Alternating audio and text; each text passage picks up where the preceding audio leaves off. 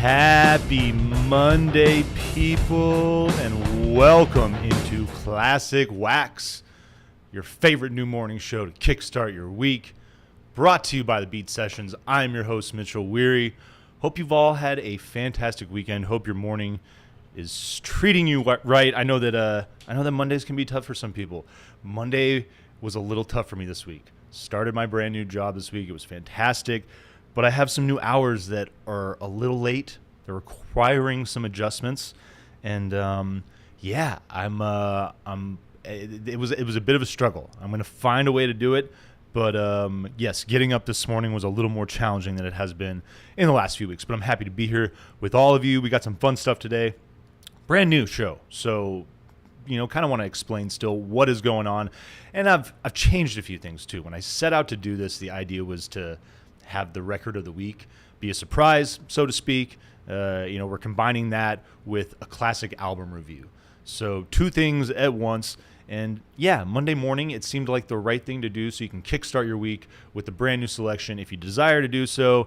And if it's not your taste, if you're not into it, well, there's always next week. So when I set out to do this, the idea was that the record was going to be a surprise, but then I was like, well, I don't know if people are necessarily going to tune in to surprises. So we're going to start listing that record shortly before the show starts. Give you a little heads up on that. And again, if you're into it, great. If not, there's always next week. We do talk about a number of other things. The couple selections on album reviews, kickstarting the weekend, and then like a little bit of news and some other stuff that kind of combine an idea, a theme together for the show every week. So if you're into that, stick around. We got some really good stuff coming up. I mean, if you're alive, you know that football kicked off this weekend in America. Very divisive. You're either stoked or you're not. You're one of those people that's just like, oh, good grief. For the next 5 months, we've got to deal with all this nonsense. But we talked about it last week. Music, and not just football, but sports in general. Just so tied together. There's, so much, that you see as far as athletes and musicians interacting. And one of the biggest events in America, in the world, the Super Bowl every year, the halftime show. What musician doesn't want to do that? I mean, you book that gig, you're kind of at the height of your career. And it was announced week one who was going to be the halftime show at the Super Bowl in 2025. And it's your boy, Kendrick Lamar, coming out. It was a fun little ad, actually. It was like a little over a minute. He's just got one of those automated pass catchers. So he's just like pumping footballs through it, launching footballs, and chatting with, there's probably no one even there. But it was a cool little ad to announce that he's going to be doing that. And I imagine that most people are pretty pumped about that, minus Drake, which that dude he's got to just be digging further into that cave that he is in. I would not be looking forward to that if I were him. We all saw the battle unfold over the last few months, and there's no doubt that Kendrick Lamar definitely whooped down on Drake. And I'm definitely team Kendrick. Excuse me. I think the man is just so much more talented. You just listen to him and his rhymes, the substance of his lyrics, across the board. I think the man is so much more talented. There's so much more substance there as far as his music. Is the guy perfect? Absolutely not. And, none of us are. But I definitely think that in the grand scheme of things, I don't really care necessarily, but if I had to pick a side, I definitely think that Kendrick is probably a better dude, much better dude than Drake. And I'm looking forward to seeing him at the halftime show. He was great 2 years ago with the big hip hop spectacle that was the halftime show, and it's really, you're seeing it. You're seeing hip hop culture really just dominate these performances, and there's no doubt that Kendrick's going to deliver on this thing, and I'm excited to watch him throw it down. There's been kind of a theme this week, and that's the ubiquitous nature of not just hip hop necessarily, but but pop music as well. And the concern is, and this is coming from Rick Beato. He's one of my favorites. He's talking about current state of music, and he's so right. He plays a number of samples of songs that are currently charting right now, and they're a little rough to listen to. There's not much as far as stimulation, he argues, and it's a really good point, and it's why I'm really excited to talk about Rush later on. You talk about compositions that, they're engaging. They take you to places and they surprise you, and there's not this predictability necessarily, unlike what you hear in music now. And no doubt that a ton of it is so automated as well. You get, it's basically just a hit machine. It's just pumping out one thing after another. Music at this point, at this juncture, being in a state that I'd argue is disposable. There's definitely always this thing that no matter where you are in music, you look back over the course of history, and there's always that niche, that pocket of music that is disposable. Pop stuff, it's meant to be out there for 2, 3, 6 months maybe at the most, and then it's out and on to the next thing. And I really feel like we're at a state in music where you're getting so much more of that right now. But what I love about what Rick argues is that eventually people are going to get bored and they're going to want to swing towards things that are more stimulating. And he talks about jazz, and he talks about metal, and he talks about a number of just basically any other genres, right? And so it's why I enjoy talking about artists like Kendrick, like Tyler, the Creator. These are cats that are out there that are actually creating music with substance. There's soul there, there's personality there, there's their artistic ingenuity, and there's no amount of AI or there's no amount of computer production that will ever replace that. I think that oftentimes, especially during live performances, the flaws that you see, one of my favorite things is watching a solid musician recover from an error, because we all do it. But that's the sign of a true professional. When you know what's going on and you can see someone err, but you watch them catch it and recover and just make it seem seamless anyway. It's one of my favorite things checking out live music.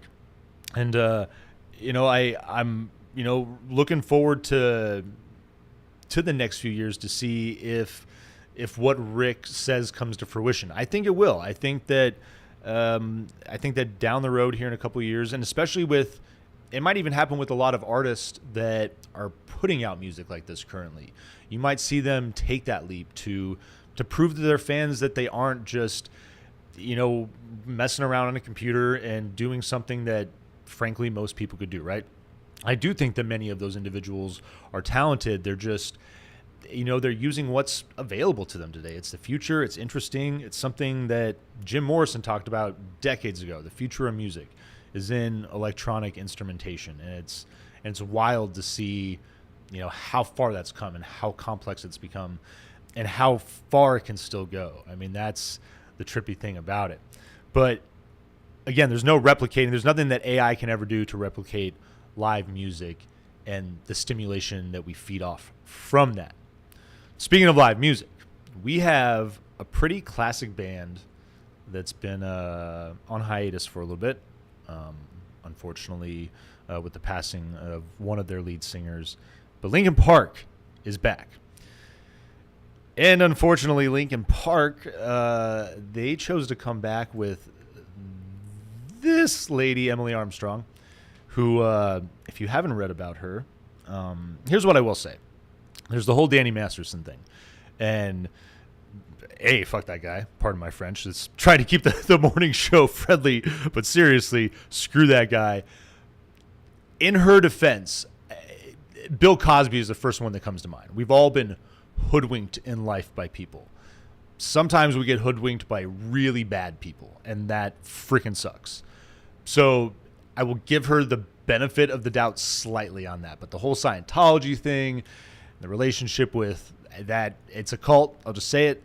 The relationship with that, I'm like, Linkin Park, of all the people that you could, come back with, and I shouldn't even be maybe judging necessarily yet because I haven't heard what her voice sounds like. I'm sure it's pretty solid. I'm sure that they went through a lot of effort to try to find someone that matches, Chester's intonation a little bit, but that also has their own flair and their own thing. I think that's actually important. Like if you're going to make a comeback with a different lead singer, I think that to allow that person to have their own autonomy to a certain degree while replicating certain things stylistically, it's important. It's a very difficult thing to do, but there's a number of people who have done it successfully over the years. Brian Johnson is the one that comes to mind immediately for me. It's like Bon Scott was such a solid frontman for AC/DC. You replace him and, then you release one of your biggest records, if not actually your biggest record, and one of the best-selling records of all time. So it's not a hurdle that can be overcome, but it's definitely about choosing, I don't know, the right personnel, and I just don't know if Emily Armstrong necessarily is the right choice. But again, like I think all of us still have yet to see how their chemistry plays out on stage. It's not a Starbucks ad. I'm not trying to promote them. But we have to see how their chemistry plays out on stage. If that's any good and, if the dynamic's there, then I say kudos to them for the effort that they put into. But it is great to see them back nonetheless, doing their thing, touring. And, they were definitely at the head of that big, like, honestly, it feels like a resurgence of rock driven by hip hop versus, and I say resurgence because, talking about a couple albums this week, and we're talking about someone who, classic, absolutely love LL Cool J. And I feel like, when he debuted, right around the mid 80s, Rick Rubin production there. And, that's hip hop influenced by rock, right? And then you kind of get the reverse. But I would call it a resurgence still. I feel like you get this second wave of, you have the Beastie Boys, you have Run DMC, you have all of these, really influential artists taking hip-hop in a different direction. Love it. I think it's super cool. And I love this new record from LL. There's definitely so much of that incorporated into this record, that rock and roll element. And, talking about, going back to Rick Beato a little bit, he talks about, how long is it going to last? How long are we going to have to, deal with the dominance of pop and hip hop, the less substantive stuff, I should say. And it's not necessarily that bad. It's not necessarily the case. Like, I feel like it's always been that way kind of with radio. And thankfully, the thing with radio, after all these years, I would say for myself personally, there's just the predictability of it, right? Like it just goes through its cycles and they play the same stuff over and over again. So if you don't like that, it's kind of like on you for tuning into that regular stuff. And there's so many different programs that you can use to create playlists and randomize your stuff, whatever. But what I love about this new record too is, LL Cool J coming back after, quite a hiatus. I think it's like almost 11 years. Hell of an acting career that he's thrown down. But some would argue that with his last record, he lost a little bit of his edge as far as, his rhyme schemes, wordplay, just all the stuff that made him one of the greatest figures in hip hop. And he still is one of the greatest figures in hip hop. He's still around doing his thing. And it's fun to read the interview. I read this interview with NPR. He's like, this isn't a comeback record. He's just like, I've been here all along. But I do think that, he talks about having to, re-hone in on his skills a little bit.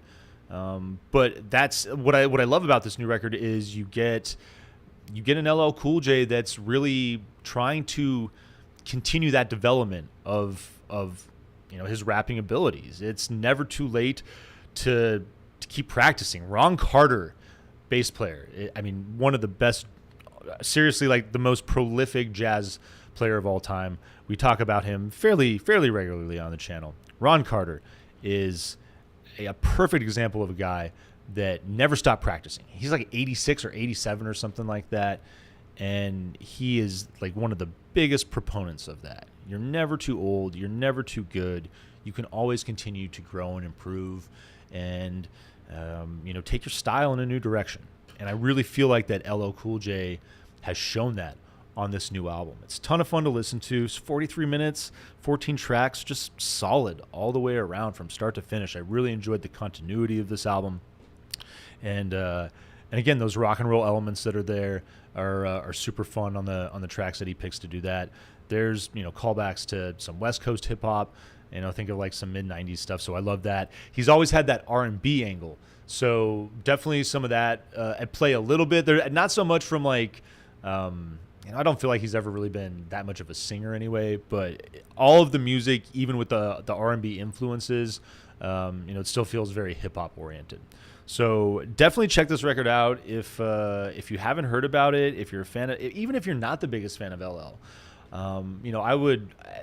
He's someone I really admire and appreciate, but it's not like he's, if you're going to ask me, like, I'm going to listen to like Nas or I'm going to listen to Tribe Called Quest or, there's a lot of other hip hop artists that I regularly throw on more than LL Cool J, but I think this record's got me wanting to throw him into the mix a little more. So check it out. Hope you enjoy it. And if you're just looking for that good old fashioned rock and roll, if you just want to get back to the root of what Rick is wanting, what Rick was talking about in that video, I'll post the link when I'm done, by the way. David Gilmour's new record. My goodness. What a pleasure to still have him making music. Luck and Strange dropped on the 7th, or excuse me, the 6th, and just a fantastic effort from him. It's a pleasure to hear his solo work. There's no denying that stylistically he does what he does, and so that big part of Pink Floyd's sound, that just big sonorous, technical guitar. It's just like every note just with precision, just the right amount of timing, the right amount of bend. I mean, it's like every note that he plays, the amount of space that it takes up. A guy like The Edge is someone that reminds me of space. I feel like Gilmour technically though is just so much further beyond The Edge. I mean, not to disparage The Edge. I think he's great. He's one of my favorite guitar players. But Gilmour, he just has that signature style. I talked about in the album review, I love his perspective as far as, he talks about his influences and how, what he does, he basically is just ripping off all those people, and continuing to play in their styles, bringing it all together until eventually he formed his own. I think it's a really cool thought as far as that process, learning to play any instrument, and the daunting task that it can seem to be to really come to a uniform state with that instrument, right? To play it almost like you're speaking a second language. And I think it's just an excellent way to, especially for young people, like keep persevering, keep at it. It's going to take time. It's going to take dedication, but don't be afraid to do cover songs. Don't be afraid to be in a cover band or bands or, whatever. Play other people's music and, study other people's styles. And, if you do it enough and if you find enough, if you branch out, that's the big thing, I think, is having eclectic taste, branching out and having maybe like a jazz influence, having a metal influence, having these different artists that can steer your own artistry into a different direction.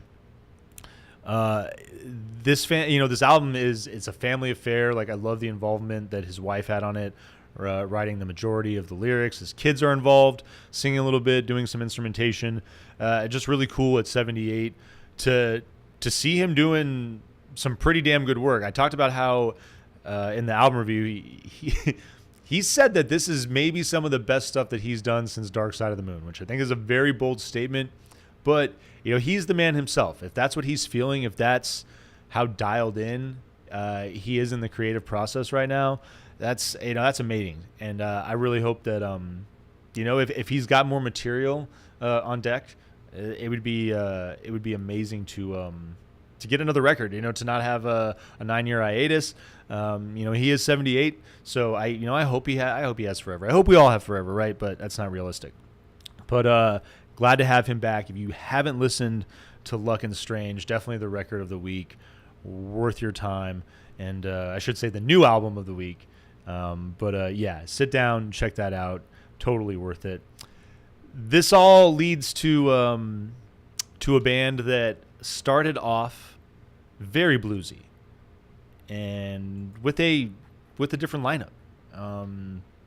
Alex Lifeson, if you're familiar with this band, it's crazy that he's like the only original founding member. But Rush, kicking things off in their career, just blues-based hard rock, and then in the prime, what most people would argue the prime of their career, I would argue it as well. Starting with the direction of prog rock, and in the late 80s, in the late 70s, and into the early 80s, into 81, and it's this this record Signals. Released on September 9th, 1982. I don't think I mentioned that when we were kicking the show off.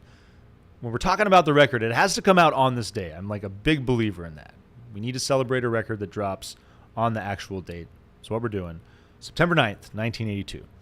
It's been 42 years since Rush Signals dropped on us.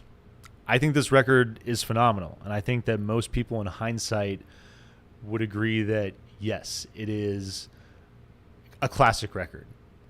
There's going to be Rush fans that dispute that, and I think that, that to each their own. That's totally fine. But you reflect on this record and the shift that the band took after it. The use of synthesizers, very heavily into the mid and late 80s. And, most people that I know that are really into Rush, it's like, they still listen to it because it's Rush, but it's definitely, they're definitely going to put it in the lower tier, the lower end of things. I think Signals is a brilliant record. And what I love about this record is that, everybody's like, it's dominated by synths. And I don't think it is. This particular record, I think the synth element, obviously it's something that Geddy Lee had been playing with for years prior. I mean, you heard it all over Rush records up to this point.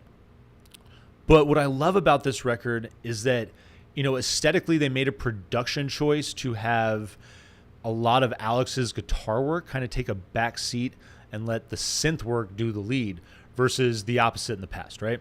And so I love it. To each their own. If it's not your thing, it's a fun discussion to have. I've enjoyed having this debate with people over the years about this record. But, I mean, you have just some really signature songs on this album. I mean, half of this record was released as singles.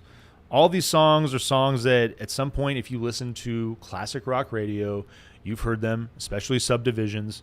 And it's, I think that there's still a ton of really solid, prog rock on this record. I think, as always, Neil is so dominant on the Skins.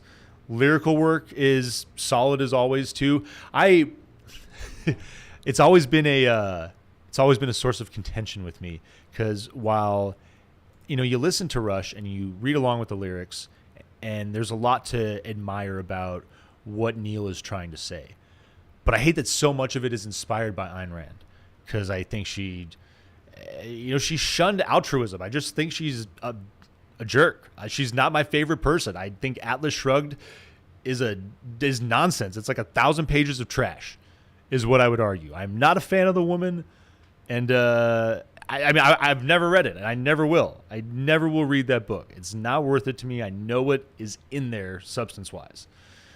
So that's always kind of bummed me out a little bit. But other than that, lyrics are up to par on this thing. And Geddy's bass work is just ferocious on this record. I think that Signals, as far as what he brings to the table with his bass, some of his best riffs, I think, are on this record. And it's interesting, the shift aesthetically too. It's not just the synthesizer element that we're talking about with this record, but and I'll pull the image back up there.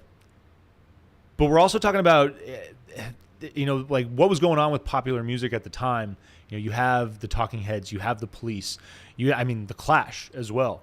You have these bands dipping into reggae, ska, a little bit of funk, and you're getting all of that on this record. Which I mean, funk, yes. I think a good rock and roll song, it's going to have a groove. It's going to be a little funky always. Even with prog rock, like you find these signatures, you find these sequences, and you ride these grooves. Any good song does that.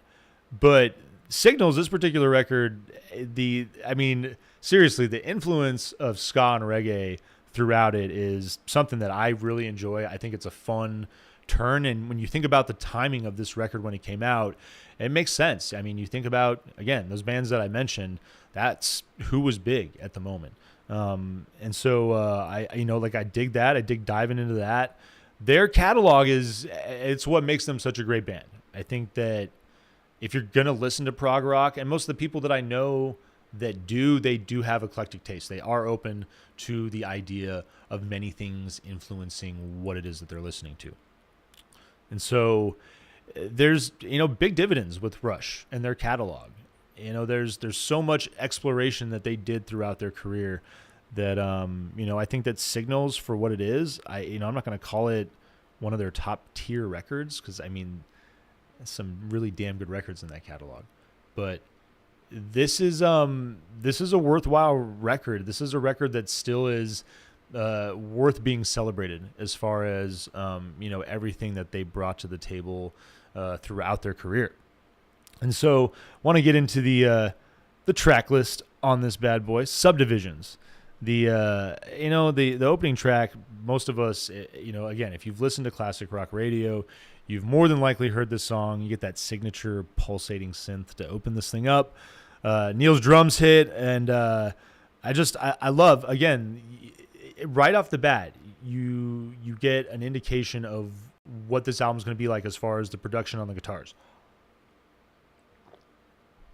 Not disappearing, like a lot of people argue, but just taking this, second tier role to complement the synths.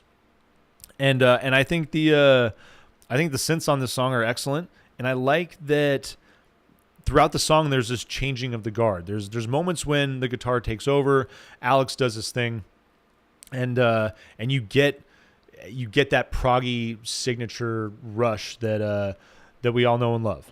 I think that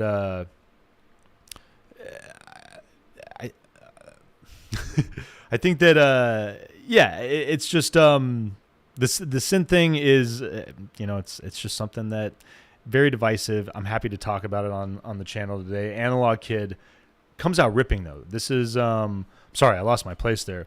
Comes out ripping though, and I just love the guitars.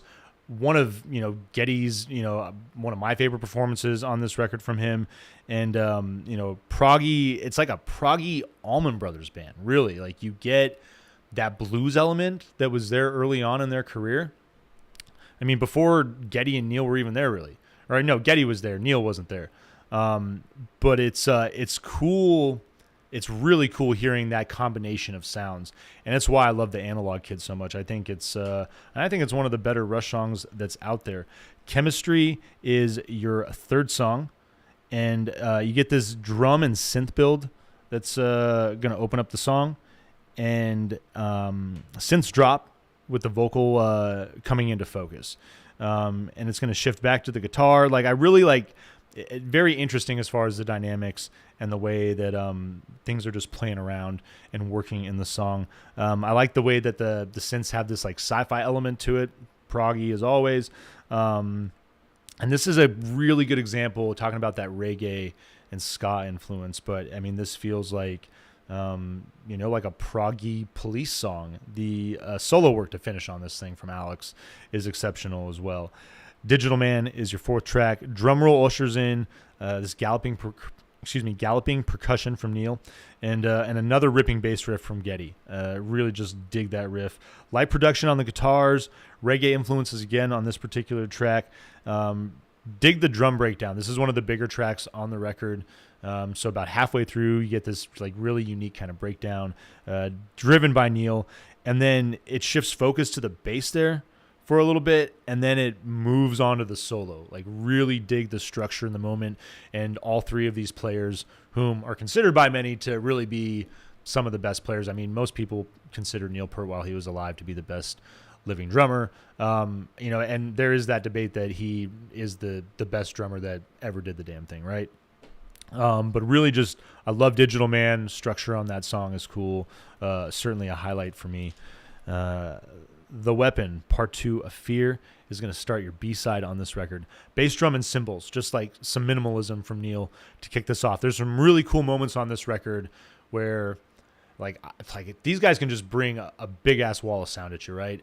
But I think I love the decision-making, the moments where they are just like doing so much with so little. It's one of my favorite things when it comes to music.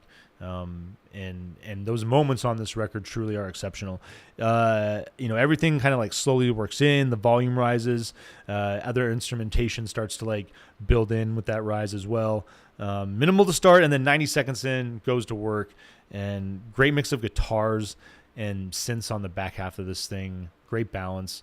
Again, I'd argue I don't think this is a synth-driven record. I think there's moments where, yes, they are the more prominent instrument, but there's so many good moments where Alex is, whether it's just the guitar structure, just like a riff that he's rolling with, or whether he's soloing, doesn't matter. I think he's exceptional on this record. New World Man, big synths to open, drum, bass, and guitar to create.